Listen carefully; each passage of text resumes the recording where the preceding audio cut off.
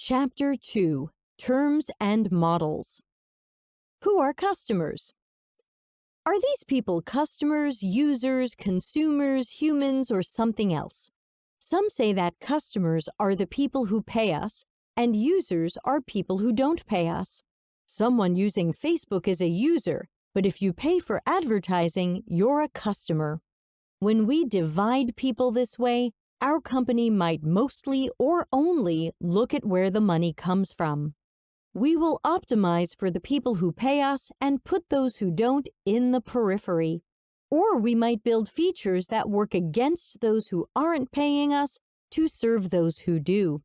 A non-paying customer or someone on the other side of a two-sided marketplace is still a vital part of the ecosystem. Attracting and retaining them leads to attracting and retaining the revenue-generating side of the ecosystem. To avoid that mess, I use customer to refer to everybody. Every target user, potential customer, and current customer. Every partner and reseller. Every installer, maintainer, and decision maker. Anybody who can do any business with you or interact with any of your touchpoints.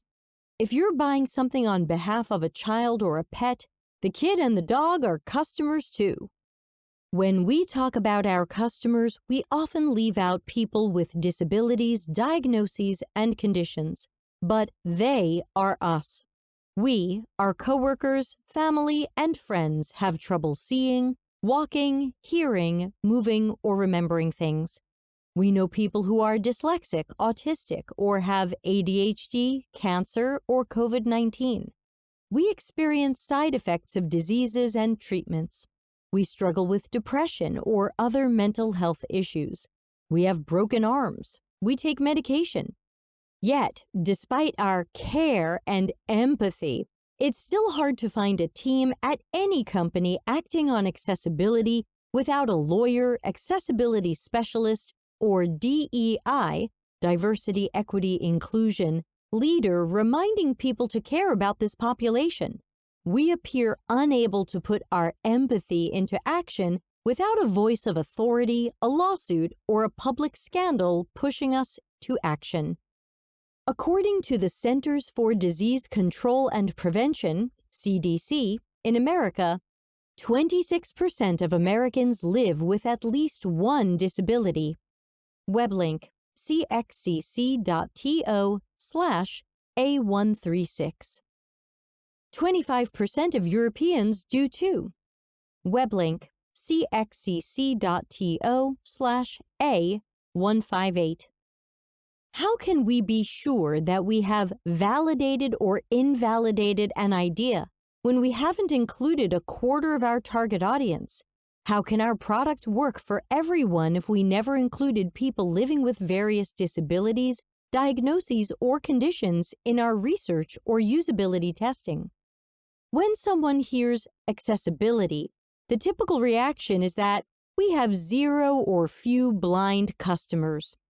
If our products and services aren't accessible, you can be sure that we don't, and won't, have customers with accessibility needs. You might also hear that someone with accessibility needs can ask for help. The goal is for people to be independent. Nobody wants to find and interrupt someone else when they want to submit a form for time off from their job, order a pizza, or use our system. Whether this is a beta version, MVP, or full release, we can't leave out accessibility or assume we'll take care of it later. As we will learn in a later interview with an accessibility expert, plugins and overlays won't solve accessibility and might get us sued. We should care about accessibility as much as legal regulations, security, and good visual branding. Nobody would say that we should get the beta out fast and worry later about whether or not we're easy to hack or are compromising personal data. Terms I invented. Customer peripheric is my adjective for the opposite of customer-centric. The customer exists in our universe, but they are not at the center. They are in our peripheral vision, but not our focus. PSE is my term for products, services, and experiences, whatever your company sells. Customers of all types buy, use, and interact with PSE. It's a great short way to say everything your company designs, makes, builds, sells, or offers. I replace product market fit with PSE market fit. Your customers might be best served by digital software, physical products, services, experiences, or a combination of these. Every interaction a potential or current customer can have with our company, digital, in-person, live, synchronous, or asynchronous, should be a fit and a 5 stars out of 5 experience. CX, the customer experience. Across articles, books, speakers, and social posts, I see different definitions of CX. 1. CX is the responsibility of the marketing organization. Marketing makes people aware of our PSE, and they typically run surveys that check on customer satisfaction. Therefore, marketing owns the customer experience. 2. CX is part of customer support or customer success. We want to see positive customer experiences with our support representatives. These teams are aware of where people have problems or concerns, leading some to say that support and call centers are the core of CX. 3. CX is helping people buy and feel good about buying. That sounds like a customer peripheral definition of the customer experience. Buying is a very narrow slice of a potential or current customer's journey. We could run into questionable ethical decisions when we overfocus on helping people buy. 4. CX is where what's good for the business overlaps with what's good for the customer. That sounds good initially, but what about the areas where there isn't overlap? What about when what's good for the business is bad for customers? These customer peripheral experiences and touchpoints are still part of the customer experience. 5. CX is the complete end-to-end customer experience. Before customer support helps you and before you consider buying, there are our PSE, the main reason you are in our ecosystem. Our marketing department may or may not have been involved in how potential customers got there. CX considers the whole journey and all target audiences, tasks, subtasks, and interactions with our company. This is the CX definition used in this book. CX is everything that touches your customer or your customer can touch. CX is omni-channel, omni-device, and omni-touchpoint. Every moment is a chance to bond with your customer or possibly alienate them. Figure 2. Venn diagram showing a small overlap between PSE and target customers. In the above Venn diagram, the overlap between PSE and customers is small, indicating that we have many products and features that don't serve users or meet their needs. The diagram shows that we have a lot of customers whose needs aren't addressed by our PSE. The PSE that don't match our users' needs are risks we need to mitigate or waste we should eliminate. Customer needs that we are not aware of or not addressing are missed opportunities and could create risk. We're leaving money on the table. Figure 3. Venn diagram showing a large circle for target customers and a smaller circle inside the larger circle labeled PSE. Why doesn't the Venn diagram of our PSE and customers overlap like the above diagram? All PSE serve customer needs. Unknown and unaddressed customer needs are opportunities for our future PSE. Try it. PSE customer overlap. Prepare a virtual whiteboard with 2 different colored circles next to each other. Label one circle products and services and the other circle customers or customers' needs. These are our blank Venn diagrams that don't yet overlap. Make sure you have one set for each person you invite to the exercise. Get the cross-functional team into a meeting. Ask them to resize and overlap their circles based on how much they think our current PSE overlap with customers and their needs. Will anybody create a circle inside a circle, as seen above? Will the circles have minimal overlap? Initiate a discussion about how much our PSE serve our customers, what the optimal Venn diagram would look like, and how we work on improving our PSE market fit. Whether or not we invest time, money, or qualified professionals in our PSE's design, there will be a design. We should make sure it's a great match to customers' definitions of quality and value. Whether or not we invest time, money, or qualified professionals in our QA, there will be QA. Bugs exist and will be found, probably by angry customers tired of dealing with broken stuff that your company decided was good enough. Whether or not we invest time, money, or qualified professionals in making our products fully accessible for every disability, diagnosis, or condition, there will be customers with accessibility needs trying to use your PSE. Design, QA, and accessibility can't be sprinkled on later or hoped for. They are components of the customer experience. You choose whether they will be great or a source of complaints, frustration, and attrition.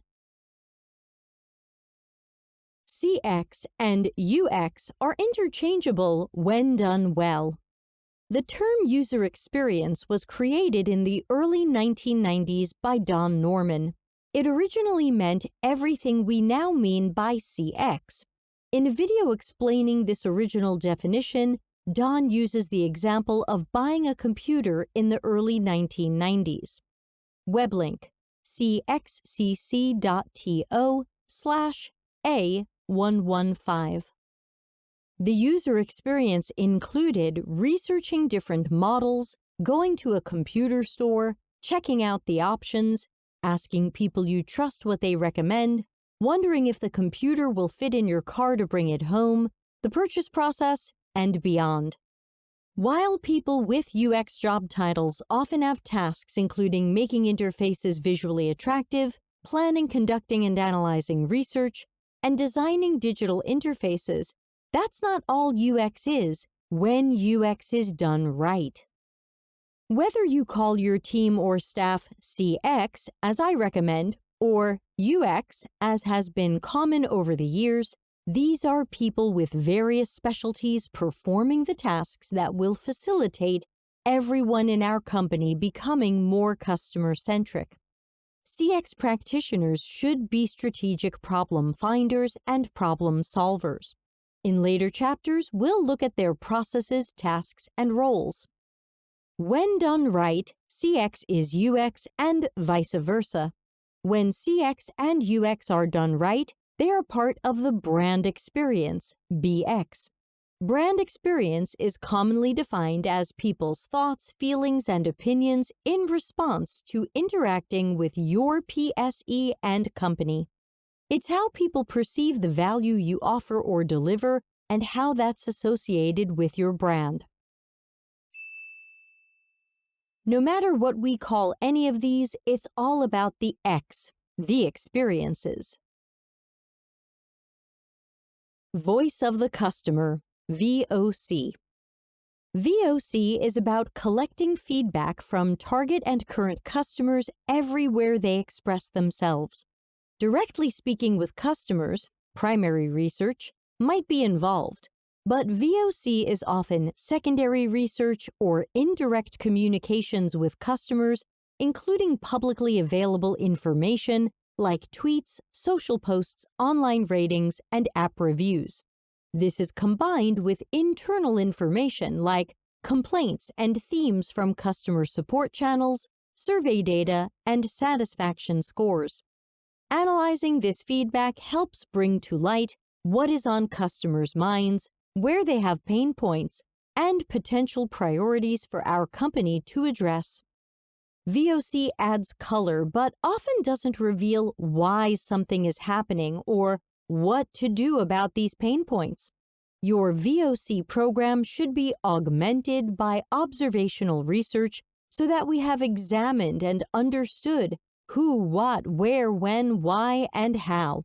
We can then prioritize customers' unmet needs and our opportunities to better serve them. The Four Horsemen of Bad CX. My registered trademark. Figure 4. A hand-painted portrait of the Four Horsemen of Bad CX. Frustration, confusion, disappointment, and distraction. The Four Horsemen of Bad CX are frustration, confusion, disappointment, and distraction. These jump out at us during observational studies and interviews. We see and hear them in the voice of the customer data. We check for them during usability and other testing with real and archetypal users. We want to ensure that users have an easy, intuitive, and efficient experience. We check for them during usability and other testing with real and archetypal customers. We want to ensure that customers have an easy, intuitive, and efficient experience. Noticing the Four Horsemen in our PSE is one way to start a conversation about the quality and value of the current PSE or potential solution. It's simple language that anybody can use. As soon as we notice anything that is or has the potential to be frustrating, confusing, disappointing, or distracting, we should have some serious team conversations about not releasing PSE that we already know will need to be fixed later. Cost of poor quality, COPQ. A great model for examining and calculating the actual costs of our guesses, mistakes, and failures is the cost of poor quality from Lean Six Sigma. Internal costs might not be evident to those outside our company. They include bad partners or suppliers, delays, failure and root cause analysis, rework and retesting, downtime, low morale, and training. External costs are likely to be experienced by customers and sometimes seen by the public, including complaints and support tickets, bad word of mouth including social posts and reviews, environmental costs for physical objects and products, repairing goods and redoing services, returns, recalls, and exchanges, and safety incidents and lawsuits. Your company has had, and probably currently has, disaster projects, time wasted, money burned, customers frustrated or leaving, customer support receiving more tickets than usual, and low morale. To calculate the cost of poor quality for one such project, start with what the company spent internally, including all the time it took multiple teams. How about marketing costs and sales efforts? Did anybody write training on these features? What did it cost us to delay and fix things? Work with someone from customer support to see what complaints, tickets, or issues they have about this project's features. Work with sales to find numbers on customers who canceled or downgraded. Can we figure out the costs of MVPs, especially failed MVPs? Did our PSE include physical parts that were low quality? What is the environmental cost when customers need a replacement part or a dongle? Check VOC data for reputational damage. Unhappy customers can be vocal micro-influencers. The cost of poor quality can be used in every project for risk identification and mitigation before and after problems and failures occur. Quantify this as best as you can and examine root causes to understand what mistakes really cost us and how to improve for the future. Conversely, the cost of good quality, COGQ, has two types: prevention and appraisal. These cost us money but are clear investments that are highly likely to improve our company, PSE, and outcomes. Prevention includes better planning, improved vetting of suppliers, staff, or vendors, training staff, and improving ways of working and processes. Appraisal includes internal audits and assessments of PSE and processes, and continuous testing and iteration on PSE before they go to the public. As we invest in improving customer centricity, we should estimate or calculate the costs of poor quality, fixing that poor quality, and improving internal and external quality. Proactive improvements plus investments into prevention and appraisal will help us avoid the cost of poor quality. Deceptive designs, formerly known as dark patterns. When a company wants to force or trick people into doing something they wouldn't normally do or wouldn't want to do, we call these deceptive designs. Web link, deceptive.design. The most common examples include companies that add something to your shopping cart, trick or force people onto email mailing lists, or make it difficult or impossible to cancel or downgrade a service or subscription. Figure 5. Screenshot of a contact information form before downloading a free software driver. The checkbox for opting into communication is a required field. The above screenshot shows a form I had to fill out before downloading a free software driver. I had no choice but to opt in to communication. Is that ethical? Am I still opting in if it's not optional? What are the terms and conditions? Is this customer-centric and based on my needs and tasks? Did someone decide to force people onto the mailing list while claiming they had empathy for users and they really kept customers in mind? I posted this example to LinkedIn, and 2 people quickly commented that this absolutely was not a deceptive design. One was a client account executive, and the other was a senior strategic planning analyst at a company on Forbes Digital 100. Between the 2 of them, they said this was a great sales strategy. They advised that I could not unsubscribe and must stay on the mailing list forever because that was the deal. They disagreed with my concern over privacy and GDPR, General Data Protection Regulation, the EU's data protection and privacy laws. They said it's not an issue because it's clearly marked and I wasn't forced to fill out this form. They told me that this is a fair exchange of goods. The driver is a good and I can trade my information and privacy for that good. They were ready with many excuses that they have probably made repeatedly in meetings that decided on something customer peripheral, deceptive, or unethical. They did admit that it was not consumer-friendly, but still firmly believed that this was an excellent way to increase the company's sales and marketing audience. Are your strategists recommending tactics and strategies that they know aren't consumer-friendly? This advice is risky, can lower customer satisfaction, and can limit PSE value. Customer peripheral deceptive designs are everywhere and will live on as long as your ethics, values, processes, and lack of accountability allow. Once we talk about deception and questionable ethics, it's easy to find multiple examples from Facebook, Meta. In March 2022, it was revealed that Facebook had recently fixed a bug that was giving an algorithmic lift to hate speech, nudity, pornography, violence, and Russian state media. Web link, cxcc.to/A152.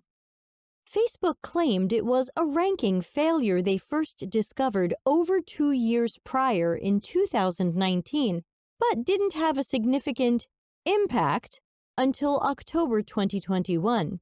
The bug was fixed roughly 10 days after Facebook publicly announced on March 1, 2022, that it would stop showing Russian state media. Facebook was still showing this propaganda, if not raising it in their algorithm, for some time after that pledge. Web link cxcc.to/A153. It appears that Russian state media got a bump for months before Russia invaded Ukraine and continued getting that bump for 2 weeks after the February 2022 invasion. A Facebook spokesperson said the bug, quote, has not had any meaningful long-term impact on our metrics, end quote. Super. Congrats on your metrics. How about the impact on humans who saw the content? What about the effects on societies due to the increased visibility of Russian state media? Suppose your company had a bug that accidentally shows people sex, violence, and political propaganda. Wouldn't you put your best engineers on that problem 24 hours a day until the accident was completely resolved? Would you allow this bug to continue for 6 months? Would you be complacent because a former member of your civic integrity team didn't notice any malicious intent behind this bug? Were Facebook engineers incapable of fixing this bug for 6 months? Let's call this what it is, a controlled experiment. 6 months was enough time to study the impact of this harmful and often unwanted content on humans and their behavior within the Facebook ecosystem. Deceptive design can be lawsuit-worthy. Harry Brignall, Brignull, who coined the original term dark patterns and its revised name deceptive design, provides expert witness testimony and other evidence at trials related to deceptive digital practices and interfaces. The following legal document includes some of his testimony in a class action suit against Noom. Web link. Search cxcc.to/A116 for Brignall. Quote, Noom employs on its website, in its app, and in email communications with users exploitative and deceptive patterns that work together to exploit human mental biases to create an environment in which a reasonable user, 1, can become automatically enrolled in a recurring, non-refundable premium subscription as a result of signing up for a free or low-cost trial without any idea that they have done so, and or 2, is unable to or unaware of the need to cancel that subscription, increasing the length of time that the user is subscribed and contributing to Noom's revenue stream. End quote. Noom agreed to a $56 million settlement.